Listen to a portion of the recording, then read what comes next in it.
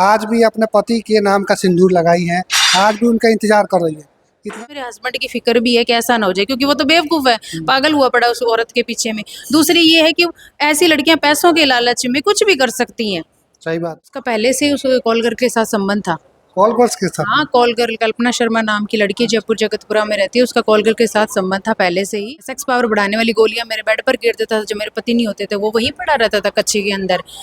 तो इस तरह की हरकतें इस तरह की हरकतें थी उसकी। मतलब मुझे बहुत ज़्यादा टॉर्चर किया गया। दहेज की मांग की जाती थी 5 लाख रुपए स्कॉर्पियो गाड़ी के लिए, और दारू पीने के लिए कहा जाता था। अननेचुरल सेक्स की मांग होती थी मेरे हस्बैंड से। और नमस्कार दोस्तों, आज मैं पटना में और मेरे सामने ये पूनम जी है। ये राजस्थान से बिहार में आई है और बिहार में आई है अपने इंसाफ के लिए। इनके ऊपर काफ़ी ज़्यादा अत्याचार हुआ है, क्यों हुआ है ये खुद बताएंगी। इनके पति द्वारा ही इनका शोषण किया गया है। इनके रहते हुए इतना खूबसूरत है, फिर भी इनके पति दूसरा शादी कर लिए। आपके पति दूसरा शादी किए? हाँ जी, एक बार क्या कहानी आप बताइए।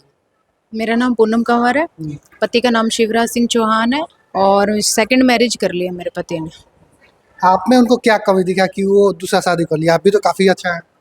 देखिए, दिखने की अच्छी बात नहीं होती। देखिए, मैं पत्नी खूबसूरत नहीं हूँ, क्योंकि मेरा पति कैरेक्टरलेस है। अच्छा। ठीक है, इसलिए मैं खूबसूरत नहीं हूँ। हाँ, बेटी खूबसूरत हूँ। दूसरी बात ये है कि उसका पहले से ही उस कॉल गर्ल के साथ संबंध था। कॉल गर्ल्स के साथ? हाँ, कॉल गर्ल कल्पना शर्मा नाम की लड़की जयपुर जगतपुरा में रहती है, उसका कॉल गर्ल के साथ संबंध था पहले से ही, और उसी से ही वो शादी करना चाहते थे। तो मुझसे शादी तो पैसों के लिए की थी, और उससे दूसरी शादी 2021 में कर ली। मेरी शादी 2018 में हुई थी। तो आप बता रही थी जैसे कि वो जो कॉल गर्ल है, मतलब उनसे काफ़ी ज़्यादा डिमांड करती है कि अपना सारा शौक श्रद्धा, मतलब जो भी कमाई होता है वही रख लेती है। हाँ, तो देखिए, कॉल गर्ल्स टाइप की महिलाएँ होती हैं, उनको तो देखिए बिना पैसों के चलता नहीं है, पैसों की ज़रूरत होती है।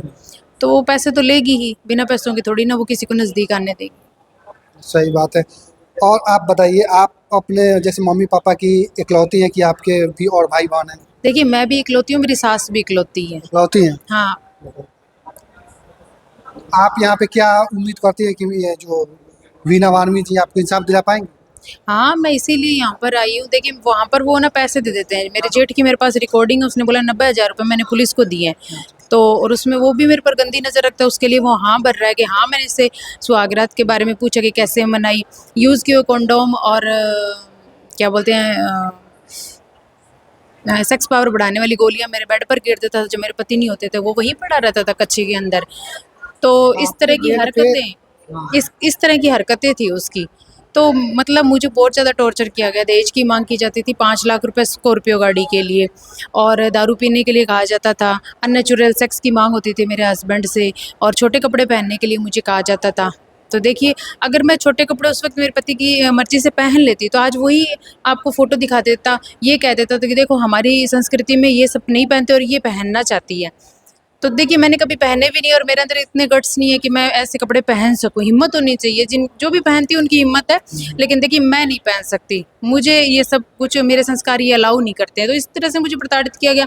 मेरी शादी में मेरे पिताजी ने 50 लाख रुपए लगा दिए थे। 10,21,000 नकद दिए थे और 35 तोले सोना दिया था। लगभग 50 लाख रुपए मेरे पिताजी के लग गए थे उस वक़्त।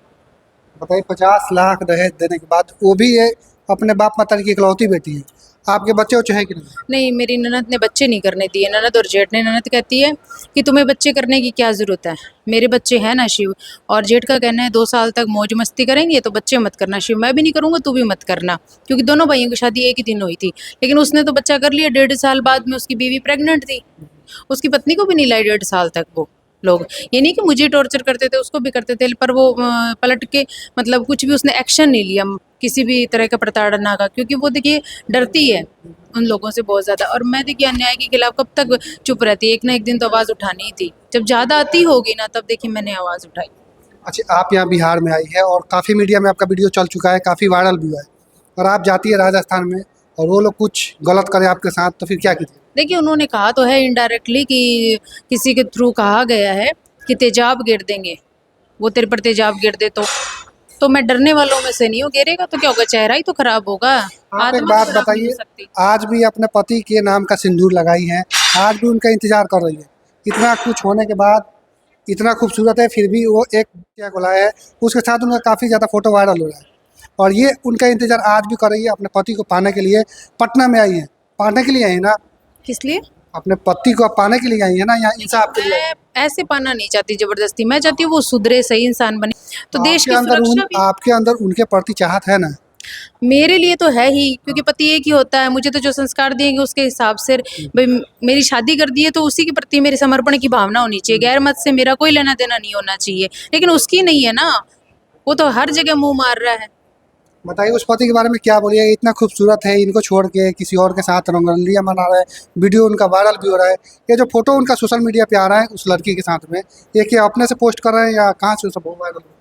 नहीं जी, देखिए शादी के बाद मुझे ये फ़ोटो मिली, जब मैंने फर्स्ट केस किया था ना, उसके बाद की फ़ोटो है ये। मतलब फ़ोटो में उसके मोबाइल में फ़ोटो, वीडियो, अश्लील गंदे-गंदे मैसेज थे। उस लड़की का एक मैसेज ये भी है, उसको गंदी-गंदी गालियाँ तो दे रही थी माँ-बहन की वो। एक मैसेज ये भी है कि मैं तेरे लिए अपना रेप करा सकती हूँ, नंगी हो सकती हूँ, और तेरे दोस्तों से खुद को, वो मैसेज आप देख लेना, मतलब मैं तो इंटीमेट शब्द का यूज़ करूँगी, आप देख लेना उसमें उसने क्या लिख रखा है। तो इस तरह की महिला कैसी हो सकती है जो रेप कराने को तैयार है? हम तो नहीं करा सकते भई।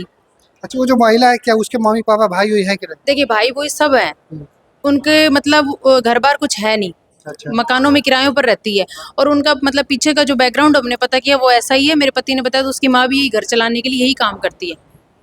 पहले यही करती थी, अब तो देखिए उम्र हो गई है तो नहीं करती होगी। अच्छा, आप क्या चाहती हैं, आपको कैसा न्याय चाहिए? आप एक बार अपने मतलब अपना जो फीलिंग है बताइए कि आपको कैसा न्याय मिलेगा तो आपको शांति मिलेगी? देखिए मुझे तो फर्स्ट तो यही है कि वो सुधर जाए, क्योंकि वो देश से जुड़ा हुआ है, सैनिक है एक। हाँ, सैनिक तो देखिए ऐसी महिलाओं के पास जाएगा, तो अभी वो मेरठ में हुआ है काम, और अभी मैंने थोड़ी देर पहले एक देखा है, थोड़ी देर पहले कि एक जवान है, उसको कॉल गर्ल ने मतलब ब्लैकमेल किया, कॉल गर्ल और उसके साथी ने, और उसने सुसाइड कर लिया जवान ने। अभी जस्ट मैंने देखा है, वो जयपुर का लड़का है बताया जा रहा है। तो बताइए ऐसी घटनाएं हो रही है, और अब वो ड्रम वाला किस्सा भी चल रहा है, मेरठ वाला। तो मुझे मेरे हस्बैंड की फिक्र भी है कि ऐसा ना हो जाए, क्योंकि वो तो बेवकूफ़ है, पागल हुआ पड़ा उस औरत के पीछे में। दूसरी ये है कि ऐसी लड़कियां पैसों के लालच में कुछ भी कर सकती हैं। सही बात है। हाँ जी, तो देखिए मेरे हस्बैंड को मार भी सकती हैं, कोई जो सेना से रिलेटेड कोई भी बात है वो लीक भी हो सकती है। और आपके पति ये वीडियो देख रहे हैं तो कुछ बोलना चाहेंगे? मैं यही कहना चाहूँगी कि देखिए और कुछ नहीं तो कम से कम देश के बारे में तो सोचो। बदनामी हो रही है, सेना की बदनामी हो रही है, उसके बारे में तो सोचो कम से कम। तुम इंडिया के रहने वाले हो, इंडिया का नाम खराब हो रहा है। और उनके मम्मी पापा का भी तो नाम खराब हो रहा है ना कि एक देखिए मतलब उनके कॉल मम्मी पापा तो उन्हीं का ही साथ देते हैं, मेरा साथ कभी नहीं दिया उन्होंने। मैं उस घर की बहू हूँ, कम से कम मुझे इंसान तो समझते। उन्होंने मुझे कभी इंसान ही नहीं समझा, नौकरानी समझा उन्होंने मुझे। देखिए घर का काम कराने के लिए एक तरीका होता है, मतलब तमीज से बोला जाता है कि बेटा आप ही का घर है, सब काम आप ही को करना है। वो ये बोलती थी तुम तो फ्री की नौकरानी हो, दिन में तो घर का काम करो, रात में हमारे बेटों की सेवा करो, कुतिया हो तुम। तो इस तरह थोड़ी ना बोला जाता है। एक मतलब इज्जत तो दी जाती है कम से कम। तुम्हारी बेटी की इज्जत बहुत है, ठीक है, हमारी कोई इज्जत नहीं है। बताइए अपने माँ बाप की इकलौती बेटी है और इनके शादी में लगभग 20 से 25 लाख रुपया नकद दिया गया था, उसके बाद भी ये लोग खर्चा किए है ना? नहीं 20 से 25 लाख नहीं, 10,21,000 नगद दिए गए थे। उसके बाद भी तो आप बोल रहे हैं कि पैसा काफी 35 तोले सोना दिया था, लगभग 50 लाख रुपए शादी में लग गए थे। देखिए 1 लाख का तो किराया मेरे पापा ने होटल का ही दिया था, एक नाइट का दिया था। पूरा होटल लगभग बुक करवाया था उनके लिए। और इनको इंसाफ मिलना चाहिए। अपने इंसाफ के लिए आप पटना आइए, मीना वाल्मी के पास में। बाकी आप लोग इनके बारे में क्या सोचते हैं आप लोग कमेंट कीजिएगा, और इनको इंसाफ दिलाइए। आप लोग इस वीडियो को थोड़ा शेयर कीजिए ताकि ये वीडियो उनके घर पे भी जाए, पूरा राजस्थान में जाए।